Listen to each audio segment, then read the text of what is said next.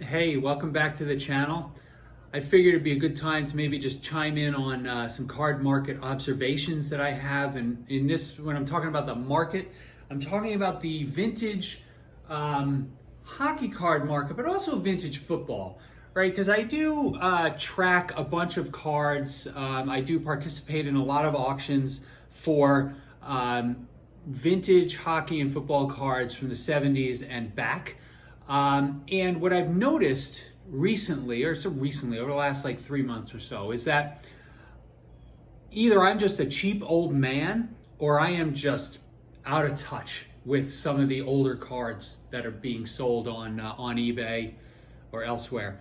I use a sniper, right? The Gixxon.com as my snipe tool, right? So I'll put in an auction what I would like to bid, and then it puts that bid in at the last minute, unless of course it's been, that bid has already been exceeded, before the auction end.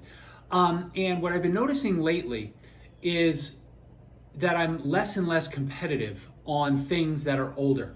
So what I've found is that if there are cards, hockey cards, for instance, from the 70s, right, excluding Bobby Orr, because people are just nuts for Bobby Orr, I can be relatively competitive and win cards that I like or that I see value in. When you get back into the 60s and then the 50s, I'm like way off, and